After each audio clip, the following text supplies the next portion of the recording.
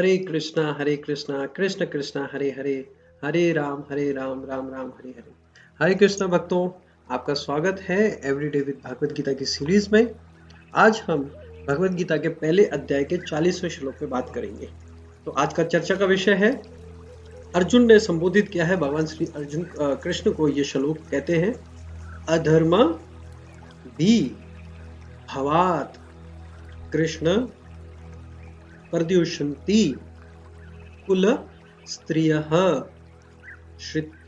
श्रितशो स्त्रिशो दुष्टासु वार्ष्णेय जायते वर्ण शंकरः। अधर्मभिभवात् कृष्ण प्रद्योषन्ति कुल स्त्रियः स्त्रिशो दुष्टासु वार्ष्णेय जायते वर्ण शंकर। अर्जुन कहते हैं, कृष्ण, जब कुल में अधर्म प्रमुख हो जाता है तो कुल की स्त्रियां दूषित हो जाती हैं और स्त्रीत्व के पतन से हे वृष्णिवंशी अवंचित संतानें उत्पन्न होती हैं, जिसको वर्ण शंकर बताया गया है। तो देखिए, भगवान ने जब इस सृष्टि का निर्माण किया तो भगवान श्री कृष्ण ने स्त्रियों को स्त्री बनाया, पुरुष को पुरुष बनाया। अगर वे समान होते, जिसको आजकल हम फेमिनिज्म कहते हैं या इक्वल राइट्स की बात करते हैं, तो भगवान को क्या ऐसी स्थिति पड़ी कि वो स्त्रियों को अलग बनाए, पुरुषों को अलग बनाए। जैसे कि मान लीजिए, स्त्री जो है वो गर्भवती हो सकती है, बच्चे को संतान को पैदा कर सकती है, पुरुष नहीं कर सकता है। तो इसी प्रकार से ऐसे बहुत सारे भेद हैं जिनके कारण से स्त्रियों को भगवान ने स्त्री के रूप में बनाया, पुरुष को पुरुष के रूप में बनाया। तो इसी तरह स्त्रियों की कुछ अपनी धर्म है, पुरुष के भी अपने धर्म है। अगर वो अपने धर्म में रह के इस सोसाइटी के अंदर भागे लेंगे तो उनको आध्यात्मिकता प्राप्त होगी, सुख प्राप्त होगा, शांति प्राप्त होगी। परंतु वो जब मिक्सिंग करेंगे तो बहुत बड़ा प्रॉब्लम हो जाएगा। जैसे कि एक बहुत बड़े फिलोसोफर है, उनका नाम ब्रिघम यंग है। वो कहते हैं, यू एजुकेट अ मैन। अगर कोई व्यक्ति, इंसान पढ़ता है, पुरुष पढ़ता है, you educate a man only, वो एक पुरुष ही पढ़ता है। But you educate a women, जब आप किसी महिला को, माता को जब एजुकेट करते हो, यू एजुकेट अ जनरेशन, पूरी जनरेशन को आप एजुकेट करते हो। तो यहाँ पर प्रभुपाद जी ने बहुत सुंदर तात्पर्य में कहा है कि जो पॉपुलेशन है, जो ये संकर सन, हमारी जो वर्ल्ड के अंदर जो संख्या है लोगों की, वो डिपेंड करती है सबसे पहले तो हस्बैंड वाइफ के आपस में रिलेशंस कैसे हैं, और रिलेशंस की बुनियाद होती है धर्म के ऊपर, वो है कि नहीं है। जैसे कि प्रभुपाद जी बता रहे हैं इस श्लोक के, इस तात्पर्य के अंदर, कि जो बच्चे और स्त्रियां हैं उनको आसानी से कोई भी क्या है, चीट कर सकता है। क्यों चीट कर सकता है? क्योंकि उनका जो हृदय होता है वो बहुत कोमल होता है। इसीलिए कह रहा हूं कि भगवान श्री कृष्ण ने महिलाओं को पुरुष, तो स्त्रियों को स्त्री बनाया है और पुरुष को पुरुष बनाया। उसके पीछे एक लॉजिक है। पुरुष जो है उसका दिमाग बहुत इंटेलिजेंट होता है, उसका डिसीजन पावर बहुत स्ट्रांग होता है। महिला माता जो होती है, स्त्री जो बनाई है, उसका हृदय बहुत कोमल होता है। अब जिसका हृदय कोमल होगा उसकी जो अंदर चतुराई यानी इंटेलिजेंसी की कमी होगी, और इसी प्रकार जिसकी इंटेलिजेंसी स्ट्रांग होगी उसका जो हृदय होगा वो कोमल नहीं होगा, क्योंकि वो डिसीजन नहीं ले सकता। इसी प्रकार से बहुत सारे ऐसे व्यक्ति कहते हैं, ऐसा क्यों? हृदय भी कोमल हो सकता है और बुद्धि जो है वो भी शार्प हो सकती है। तो ऐसा देखा नहीं गया है। जैसे कि आप एक बात बताएं कि जब भी इस समाज के अंदर अडल्टरी, आजकल जो लिविंग रिलेशंस हो रहे हैं, पुरुष और स्त्रियां, बच्चे, जो यूथ है वो शादी करने के लिए अभी राजी नहीं हो रहे हैं। माताओं की और पुरुषों की 40-45 साल उम्र गुजर जाती है और वो कहते हैं कि नहीं, हमको ये चीज नहीं करनी है। क्यों नहीं करनी है? वो कह रहे हैं कि शादी करने से क्या है, काम वासना की तो उत्पत्ति होती है, उसको ही तो शांत करना है, जो सेक्स कहते हैं जिसको। अगर वो हो जाती है तो फिर हमें क्या जरूरत है, वो तो फ्रीली बाहर मिल रहा है। इसी प्रकार से बहुत ऐसे गण्य पाप हो रहे हैं इस समाज के अंदर, इस लिविंग रिलेशन के नाम पे और इस संसार को अंदर पूरी तरह से मिस डायरेक्ट किया गया है, जहां पर माताओं को और महिलाओं को पूरी तरह से छूट दी गई है कि वो पुरुषों का एक तरीके से रेस के अंदर आ सकती है और आगे, उससे भी आगे निकल सकती है। तो भगवान, ऐसा है कि देखिए, किसी भी समाज के अंदर बर्बादी करनी है, आप स्त्रियों को छूट दे दीजिए तो आराम से उस समाज का जो है पूरा पतन हो जाएगा। जैसे वेस्ट में आप देखते हैं कि वहां पर जो है पूरी तरह से उनकी जो नेशन है वो, उसका कैसा हाल है कि जो बच्चे हैं माँ बाप के सामने उनके वस्त्र भी नहीं पहने होते और वो सामने बैठे होते हैं। लज्जा नहीं रही है। हमारे समाज के अंदर सर पे दुपट्टा होता था, माताओं के अंदर कहते थे एक शर्म होती थी और पुरुषों के अंदर भी ऐसे गुण होते थे कि वो उनको इस तरीके से ट्रीट करते थे, जो कि ना कि महिलाओं में भी रहा है और ना पुरुषों के अंदर है। पॉलीगोमीज, जैसे कि मल्टीपल रिलेशंस होते हैं, एक माता के पतिव्रता स्त्री है, उसके बहुत सारे संबंध हैं, इसी प्रकार से पुरुष के भी बहुत सारे संबंध थे। तो इन तरह के पाप कर्म से क्या होता है, समाज के अंदर वर्ण वर्ण वर्ण क्या बताए, वर्ण शंकरः, वर्ण शंकर का मतलब अविच्छिन्न संतानों की उत्पत्ति होती है। अब वो जनरेशन हो गई खराब, जनरेशन जो है पेरेंट्स यानी कि एल्डर जो फैमिली थे उनसे चलती है।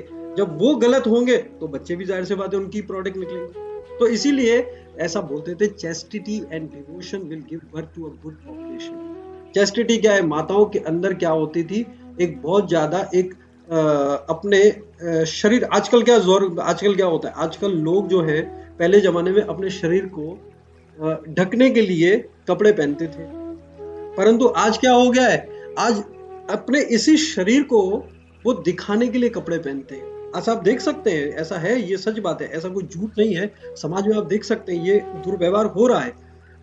डिवोशन टूवर्ड फैमिली, वो पतिव्रता स्त्री को कहते थे कि पति ही आपका जो है वो परमेश्वर है। जब उनकी सेवा करते थे तो एक समाज के अंदर एक जो आश्रम बनता था उसको गृहस्थ आश्रम कहते थे, तो दोनों मिलकर भगवान की सेवा करते थे। पति पत्नी की सेवा करती थी, पति जो है पत्नी की सेवा करते, मिलके दोनों ठाकुर जी की सेवा करते थे, जिससे संतानें भी भक्त पैदा होती थी, शांत होते थे, भर परिवार में किसी प्रकार के उनको कष्ट नहीं होते थे। सो क्या है, आज हमारे समाज के अंदर हम देखते हैं कि माताओं के सर पे दुपट्टा नहीं होता है। प्रभु लोग पहले धोती पहनते थे, जो प्रैक्टिकल है, रियलिटी है, उसके हिसाब से हमें चलना चाहिए, परंतु कुछ ऐसी व्यवहार और से दुर्व्यवहार समाज के अंदर आ गए हैं जिसकी वजह से पूर्ण तरह से इस समाज की स्थिति बिगड़ गई। और इस बिगड़ती समाज की स्थिति के जो रिस्पॉन्सिबल है वो घर के बड़े ही होते हैं। जैसा कि हम देखते हैं आजकल के दौर में पिता के, कलयुग में ऐसा होता है कि कलयुग में ऐसा टाइम आएगा कि पिता के सामने वधू जो बेटी है वो नाचेगी। आज शादियां वगैरह जो होती हैं उसमें खुशियां मनाते हैं और वो वस्त्र भी ऐसे पहनते हैं कि भगवान क्षमा करे, पूरे हमारे समाज का बेड़ा गर्क है। और पिता क्या है, पुत्री का धन कमा कर खाएगा। ऐसा आज देखा गया है कि पिताजी जो है वो घर पे बैठे हैं, घर में बैठे बैठे, और जो स्त्रियां हैं, माताएं हैं, वो क्या करें, धन कमा के घर को चलाती है। तो प्रभुपाद जी ने बताया कि नेचुरली क्या होता है कि एक स्त्री जो है वो एक आग के समान है और पुरुष जो है उसको मोम के समान बताया। तो ये दोनों अच्छे हैं, boys is good, female is man, women is good, but when they mix it is very danger, बहुत डिफिकल्ट हो जाता है। इसीलिए लिविंग रिलेशनशिप और शादी नहीं करते, बच्चे नहीं पैदा करते। आजकल के दौर में शादियां होने के बाद भी बोलेंगे क्या जरूरत है शादी बच्चे करने की, वो तो एक डेजर्ट है पूरी तरह से। अगर गृहस्थ आश्रम है उसमें बच्चे नहीं है तो ये बहुत ही डिफिकल्ट है उनका आपस में सर्वाइव करना। तो इसीलिए एक बच्चों की भी आजकल लोग प्लानिंग करते हैं। पुराने जमाने में तो हम देखते थे कि 10-10, 15-15 बच्चे होते थे एक परिवार के अंदर, वो ना कोई इंश्योरेंस लेते थे, ना कोई लोन रहते थे, बच्चों की शादियां भी हो जाती थी, पल भी जाते थे और लिमिटेड रिसोर्स के अंदर एक जिंदगी बहुत अच्छी जीते थे, हैप्पी। अब क्या हो रहा है, हमने सुविधाएं बहुत अपने जीवन के अंदर रखी है और सुख की कमी के कारण हम इन सुविधाओं को पकड़ रहे हैं, इनके पीछे स्ट्रगल कर रहे हैं, इनके पीछे भाग रहे हैं कि भाई मुझे गाड़ी मिल जाए, बंगला मिल जाए, पैसा मिल जाए। हाँ, ये सब चीजें होनी चाहिए और इनके लिए प्रयास भी करना चाहिए, लेकिन प्रयास इतना करना चाहिए कि हमारे जीवन से कम सुख तो ना जाए। आज क्या हो रहा है, सुख के चक्कर में हमने, सुविधाओं के चक्कर में अपने पूरे सुख को बर्बाद कर दिया है। इसी कारण से क्या हो रहा है, तरह तरह के नए विकल्प जो है समाज के अंदर आ रहे हैं। जो पुरुष है वो माताओं के जैसे बन रहे हैं और जो माताएं हैं वो पुरुषों के जैसे बन रही है। माताओं पुरुषों के भी बड़े बड़े बाल होते हैं, जो माताओं के केश होते थे, और माताएं जो है बड़े केश कटवा के अब वो छोटे छोटे बालों के अंदर वो आ रही है। तो ये जो संस्कृति, जो अगर हम अपनी वैल्यूज को, जो हमारी संस्कृति के पीछे, उसको हम, अब ये ऐसी भी बात नहीं है कि आप पुरानी बातें कर रहे हैं, आजकल के दौर में तो ऐसे नहीं होता। तो ये ऐसा नहीं है, सिद्धांत थे जिनके माध्यम से इतने समय तक, पिछले जन्मों में कभी डिवोर्स नहीं होता था, उनको तो पता ही नहीं होता था कि डिवोर्स क्या है। परंतु आजकल के ये जो युवा है उनके अंदर ये बहुत ज्यादा लेवल पे देखा गया है कि डिवोर्स रेट बढ़ रहे हैं, एक दूसरे को बर्दाश्त नहीं कर पाते। शुरू में तो बहुत मीठा मीठा लगता है शादी के समय, परंतु आने वाले समय पे क्योंकि इनके मल्टीपल रिलेशंस होते हैं, क्योंकि शादी से पहले इनके इतने सारे रिलेशंस हो चुके होते हैं, इस समाज के अंदर ऐसी विडंबना चल रही है जिसके कारण उनका जो आने वाला कुल है वो भी बर्बाद हो। तो माँ बाप जो है उनको, प्रभुपाद जी ने इसमें अच्छा बताया है कि माताएं जो हैं उनको क्या करना चाहिए, वो सुरक्षा में रहती है। जब पैदा होती है माँ बाप की सुरक्षा में, और जब शादी हो जाती है तो पति की सुरक्षा में, और जब बूढ़ी हो जाती है तो बच्चों की सुरक्षा में रहती है। तो माताओं और बच्चों को समान बताया गया है। क्यों समान बताया गया है? जैसे बच्चा होता है वो क्या होता है, कोमल श्रद्धा वाला होता है, प्यारा सा होता है, छोटा सा बालक होता है, लेकिन अज्ञानी होता है। जैसे कि घर में पतीला है, गर्म हो रहा है, माँ ने दूध गर्म किया, बच्चा जाता है उसको टच करता है, टच करने के बाद वो जल जाता है और जलने के कारण उसको नुकसान होता है, यानी कि अज्ञानता के कारण उसको। इसी प्रकार से माताएं जो है उनका हृदय कोमल होता है। अब क्या होता है, जो महिलाएं हैं, जो स्त्रियां हैं, उनका हृदय कोमल है, उनको कोई भी आसानी से बेवकूफ बना सकता है। आप ये पूछिए अपने आप से कि पास्ट में ऐसा काफी ऐसे ऐसे आप लोगों के साथ हुए होंगे कि बहुत सारे लोगों ने आपको बेवकूफ बना के, कुछ ड्रीम वर्ल्ड दिखा के कि हम आपको साथ ऐसा कर लेंगे, हम आपके साथ वैसा कर लेंगे। तो इसी प्रकार से क्या होता है, उनको ऐसे दिखाते, बहला के, फुसला के उनके साथ संबंध जोड़ते हैं, उनके साथ दुर्व्यवहार करते हैं। जैसे कि काम वासना को पूर्णित करने के लिए जो है छोटे बच्चों और बच्चों के अंदर ये देखा गया, कॉलेज यूनिवर्सिटी के अंदर वो ऐसे कार्यकलाप करते हैं जिनके माँ बाप को एक बार नजर रखनी चाहिए, देखना चाहिए कि बच्चे किन से मिलते हैं, किन से बातचीत करते हैं, कंप्यूटर चला रहे हैं, फोन चला रहे हैं, किन से कम्युनिकेशन हो रही है। तो ऐसा भी उनके साथ बिल्कुल छूट ना रखनी चाहिए कि जिनके कारण उनका जो फ्यूचर है वो पूरी तरह से बर्बाद हो जाए। और कोमल श्रद्धा होती है, जो यूथ होते हैं वो पूरी तरह से उसको जो है भ्रमित करते हैं, और भ्रमित होने के बाद वो आगे जाके बहुत पछताते हैं। तो आजकल आप देख रहे हैं कि जो डिवोर्स रेट है आपस में फैमिली के अंदर जो वेद विवाद चल रहे हैं, पहले क्या होता था कि वो ये बढ़ गया है। पहले जमाने में एक होता था कि एक कॉन्सेप्ट था आपका कि कंबाइंड फैमिली रहती थी, बच्चे खुद ही पल जाते थे, फैमिली के अंदर कोई प्रॉब्लम ही नहीं होता था, हर कोई अपनी अपनी सेवाओं में जुड़ा रहता था, ठाकुर जी की सेवा करते थे। और बड़े परिवार के अंदर 30-30, 40-40 लोग पढ़ते थे, रहते थे, खाना बनता था, सब कुछ हो जाता था, उसमें बचत भी हो जाती थी। आजकल बाकायदा एक रिसर्च भी बताई गई है कि इंडिविजुअल फैमिली जो कि हस्बैंड वाइफ अलग रहते हैं, एज कम्पेयर टू जो कंबाइंड फैमिली के रहते हैं, उनका जो खर्चा होता है वो कम होता है एज कम्पेयर टू उनके जो अलग रहते हैं। तो इसी प्रकार से ये आराम आराम से सिद्धांत हमारे समाज में जाए जा रहे हैं। प्रभुपाद जी कहते हैं कि जीवन में शांति, सुख तथा आध्यात्मिकता उन्नति का मुख्य सिद्धांत मानव समाज में अच्छे संतान से होता है। और वो कैसे होगा? जब संतान पैदा करने वाले अच्छे होंगे। वर्ण आश्रम धर्म के नियम से इस प्रकार बनाए गए थे कि राज्य तथा जाति की आध्यात्मिक उन्नति के लिए समाज में अच्छी संतान उत्पन्न हो। अब देखिए, आध्यात्मिक तो दूर की बात है, मटेरियल लाइफ में जो बेसिक कॉमन सेंस है हस्बैंड वाइफ के रिलेशन में, जो महिलाओं और पुरुष के अंदर होता था कि रिस्पेक्ट होती थी, वही समाज के अंदर खत्म हो गई। तो आध्यात्मिकता तो बहुत दूर की बात है। ऐसी संतान समाज में स्त्री के अस्तित्व और निष्ठा पर निर्भर होता है। जिस प्रकार बालक सरलता से कुमार गगमयी बनते हुए, उसी प्रकार स्त्रियां भी पत्नोन्मुखी होती है। स्त्रियों का हृदय भी कोमल होता है, जैसे बच्चों का हृदय कोमल होता है, उनको कोई भी आसानी से बेवकूफ बना सकता है। अतः बालकों तथा स्त्रियों दोनों को ही समझ के वायुवर्धन के संरक्षण आवश्यक है। स्त्रियां विभिन्न धार्मिक प्रथाओं में संलग्न रहकर प्रवायु विचारिण होने ही होंगी। चाणक्य पंडित के अनुसार समान यताया स्त्रियां अधिक बुद्धिमान नहीं होती, अतः वे विश्वसनीय नहीं है।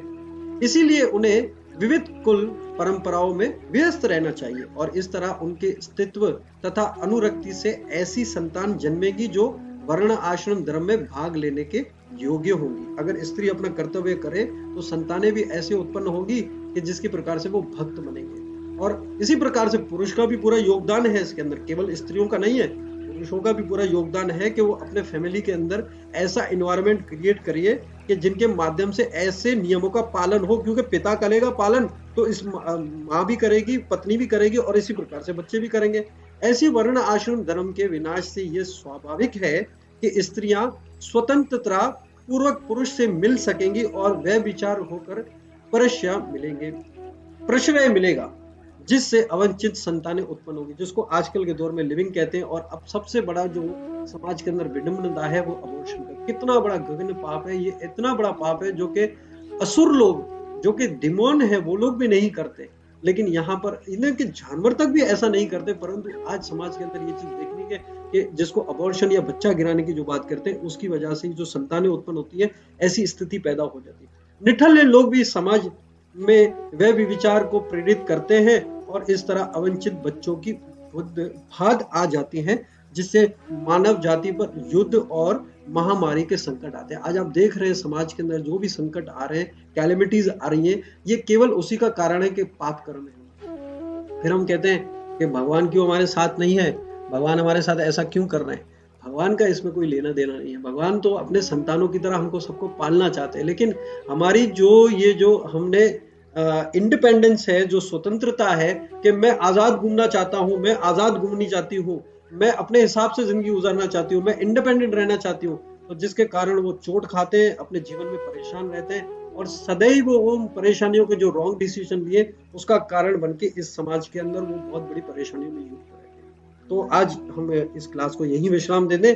भगवत गीता का जो आज का एक पहले अध्याय का 40वें श्लोक को समाप्त करते हैं। अगर इस प्रसंग में आपका कोई सवाल है तो आप 00971556664465 पर हमें पूछ सकते हैं। हम आपका क्वेश्चन आंसर सेशन में रिप्लाई भी करेंगे और समय मिलने पर हम आपको आगे से कथाओं को ग्रुप के माध्यम से ऑडियो में भी फॉरवर्ड करेंगे। श्री राधा कुंज बिहारी भगवान की जय, श्री गौर निताय की जय, श्रील प्रभुपाद की जय, निताय गौर प्रेमानंद हरि बोल।